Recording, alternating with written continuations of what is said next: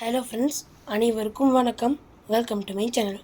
இந்த வீடியோவில் நம்ம என்ன பார்க்க போகிறோம்னா, இந்த ஐபிஎல்லோட குவாலிஃபயர் அப்படின்னு எலிமினேட்டர்ஸில் எந்தெந்த டீம் ஜெயிச்ச டீம் என்னாச்சு, தோற்ற டீம் என்னாச்சு, அதுக்கப்புறம் நேற்று நடந்த குவாலிஃபயர் 2 பற்றி தான் நம்ம பார்க்க போகிறோம்.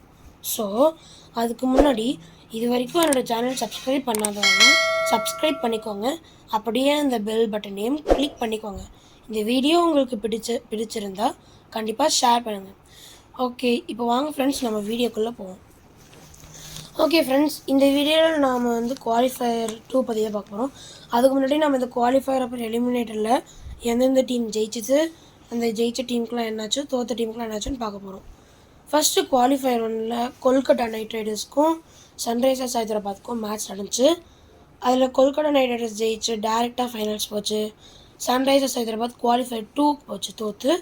அதுக்கப்புறம் எலிமினேட்டரில் ராஜஸ்தான் ராயல்ஸ்க்கும் ஆர்சிபிக்கும் மேட்ச் நடந்துச்சு. அப்படி மேட்ச் நடக்கும்போது ராஜஸ்தான் ராயல்ஸ் இந்த மேட்ச்சை ஜெயிச்சு குவாலிஃபயர் 2க்கு போயிட்டாங்க. குவாலிஃபயர் 2ல் சன்ரைசர்ஸ் ஹைதராபாத் எப்படியோ ராஜஸ்தான் ராயல்ஸை தோக்கடிச்சு ஃபைனல்ஸ் போயிட்டாங்க. இப்போ ராஜஸ்தானோட நிலைமை எப்படி இருக்குன்னா, ராஜஸ்தான் இந்த ஐபிஎல் 2024 லீக் சுற்றெல்லாம் பயங்கரமாக சீன் போட்டு கடைசியில் பிளே ஆஃப்லேருந்து பயங்கரமாக சொதப்பிட்டாங்கன்னு தான் எனக்கு தோணுது. ஓகே ஃப்ரெண்ட்ஸ், வாங்க இப்போ நம்ம குவாலிஃபயர் 2 பற்றி பேசலாம். ஓகே ஃப்ரெண்ட்ஸ், நான் ஏற்கனவே சொல்ல மாதிரி குவாலிஃபயர் 2ல் சன்ரைசர்ஸ் ஹைதராபாத்துக்கும் ராஜஸ்தான் ராயல்ஸ்க்கும் மேட்ச் நடந்துச்சு.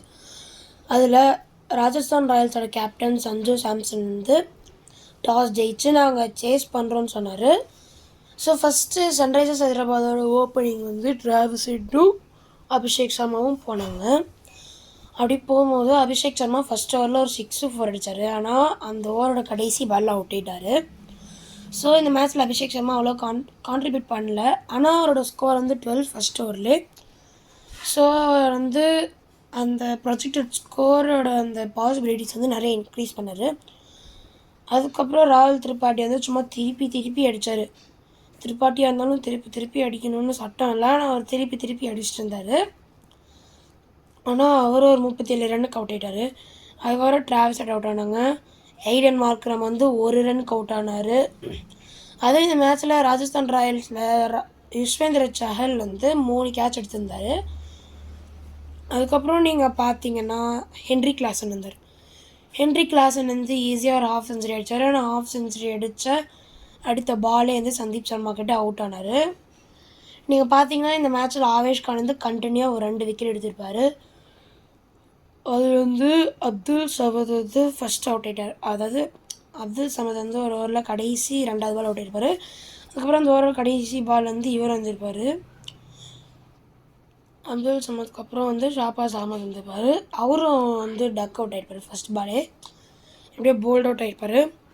ஸோ அந்த மேட்ச்சில் சன்ரைசர்ஸ் ஹைதராபாதோட டோட்டல் விக்கெட்ஸ் என்னென்னா ஒரே விக்கெட்டாக பாக்கி இருந்துச்சு. 9 விக்கெட் லூஸ் பண்ணிட்டாங்க. ஆனால் எப்படியோ முக்கி மேனேஜ் பண்ணி 175 அடித்தாங்க. ஸோ இந்த மேட்ச்சில் ராஜஸ்தான் ராயல்ஸ்க்கு 176 தேவை. ஸோ இது அவ்வளோ பெரிய ஸ்கோர்லாம் இல்லை ராஜஸ்தான் ராயல்ஸ்க்கு. ஏன்னா இந்த சீசனில் நிறைய பெரிய ஸ்கோரில் அடிச்சிருக்காங்க. ஸோ 106 ராஜஸ்தான் ராயல்ஸ்க்கு தேவை. ஃபஸ்ட்டு 2-3 ஓவர் நல்லா ஸ்டார்ட் பண்ணாங்க. ஆனால் அதுக்கு அடுத்த ஓவரே கொஞ்சம் யசஸ்வி ஜெய்ஷ் அப்படி இல்லை, டாம் கோஹலர் கேட்மோர் அவரோட விக்கெட் விட்டார். அதுக்கப்புறம் ராஜஸ்தான் ராயல்ஸில் குத்தா விக்கெட் விட்டுகிட்டே இருந்தாங்க. என்ன தான் அந்த மேட்ச்சில் குத்தா விக்கெட் விட்டாலும் அந்த மேட்ச்சில் த்ருவ் ஜுரேல் சூப்பராக பர்ஃபார்ம் பண்ணியிருந்தார். ஒரு ஹாஃப் செஞ்சுரி அடித்தார். அதாவது ராஜஸ்தான் ராயல்ஸ்லேருந்து என்ன தான் மற்றவங்களாம் ஸ்ட்ரகிள் பண்ணாலுமே நான் தனியாக 2 ஆடுவேன்னு த்ருவ் ஜுரேல் அந்த மேட்ச்சில் ப்ரூவ் பண்ணார்.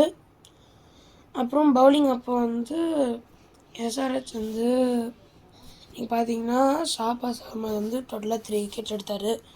அபிஷேக் சர்மா ஒரு 2 விக்கெட் எடுத்தார். அப்புறம் அந்த மேட்ச்லேருந்து டோட்டலாக ராஜஸ்தான் ராயல்ஸ் 7 விக்கெட் விட்டாங்க. அந்த 7 விக்கெட்டில் 4 விக்கெட் அபிஷேக் சர்மா பிடிச்ச கேட்ச் தான்.